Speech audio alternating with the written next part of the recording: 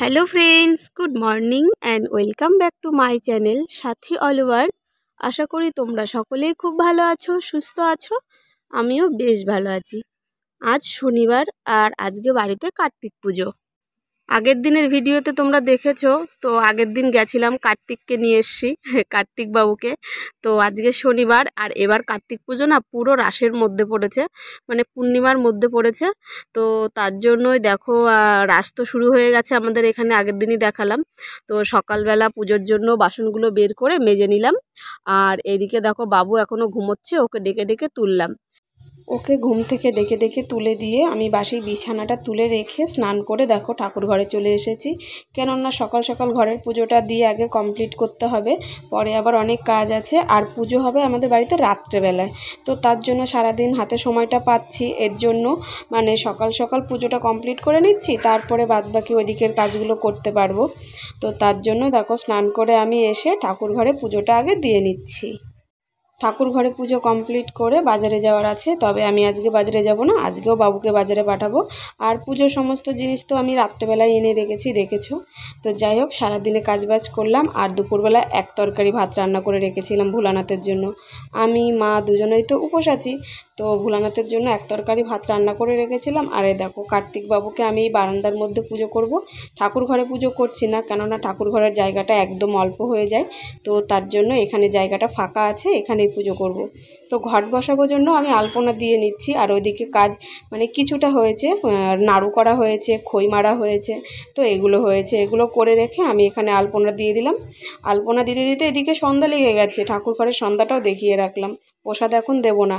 আর ওদিকে মাকে বললাম তুমি ময়দাটা, আমি ময়ম দিয়ে রেখেছিলাম, আর একটুকুনি মাখো তাহলে ভালো হবে।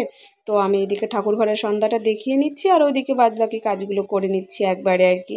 আর মা দেখো ওখানে বসে বসে ময়দাগুলো মানে লুচিগুলো বেলছে। ময়দা আমি ময়ম দিয়ে রেখেছিলাম, আর তারপরে গরম গরম লুচি ভেজে নিয়ে আসলাম। গরম গরম ভেজে নিয়ে এসে দেখো ঠাকুরকে সন্ধ্যাবেলায় পুজো দিয়ে দিলাম, ঘরের ঠাকুরকে আর কি।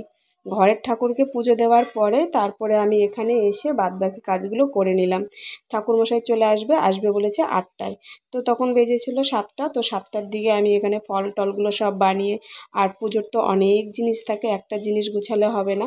তো কার্তিক পুজোতে বলে লক্ষ্মী পুজোর থেকেও বেশি জিনিস লাগে। তো দেখো কার্তিকের খেলনা, বই, ফল, মানে যা যা লাগে সমস্ত কিছু দিয়ে দিয়েছি। ফুল টুল আমি সব কিছু রেডি করে রেখেছি, আর ঘরটাও পেতে রেখেছি, ঠাকুরমশাই আসবে আর পুজোটা করবে। সব কমপ্লিট করার পরে আমি লাস্টে বসে বসে ফলটা বানাচ্ছিলাম। তো দেখো ফলগুলো আমি এইদিকে বানানো কমপ্লিট করা হয়ে গেল, আর এদিকে ঠাকুরমশাইও চলে আসলো, তারপরে এই যে পুজোতে বসে গেছে। আর দেখো থালার মধ্যে আমি দুটো শিঙা দিয়েছি, দেখো কার্তিক পুজোয় শিঙা দিতে হয়, তো তার জন্য এই যে দুটো শিঙা দিয়ে দিয়েছি, চারপাশে লুচি দিয়ে সুন্দর করে সাজিয়ে দিয়েছি। আর ধানের যে পাতোটা দেখতে পাচ্ছ, এই পাতোটা কার্তিক পুজোয় দিতে হয়, ওর মধ্যে আবার ছোটো ছোটো কতগুলো ঘটও দিয়েছি। তো এগুলো নাকি দিতে হয়, তার জন্যই দিয়েছি। গেলোবার পাতো দিয়েছিলাম, গেলোবারের পাতোটা অত ভালো হয়নি, তবে এবারের পাতোটা খুব সুন্দর হয়েছে, দেখতেই পেলাম। তো তারপরে পুজো কমপ্লিট করে এই যে প্রসাদ মাখতে বসে গেছি। তো এই দেখো ধানের মধ্যে এই যে ঘটের মধ্যে প্রসাদগুলো দিয়েছি, তার মধ্যে একটা করে নাড়ু দিয়ে এরকম দিতে হয় আর কি। 5টা 7টা 21টা যে যেরকম পারে দেয়, আমি 7টা দিয়েছি। তো এগুলো দেখতে কত সুন্দর লাগছে তাই না? তো পুজো কমপ্লিট হয়ে গেছিলো, এখন আমি সবাইকে প্রসাদ দিয়ে দেবো। আর দুপাশে দেখো দেখো দুটো নুসনের খুঁটি দিয়েছি, এগুলোও দিতে হয়, যা যা দিতে হয় আর কি সবই সবই দিয়েছি।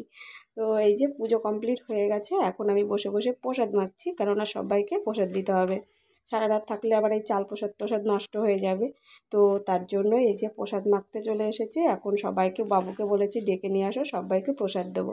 আর কার্তিককে এই যে দুধ খাওয়ানো হয়েছে, এটা বাবুকে দিয়ে দেবো, খেয়ে নেবে।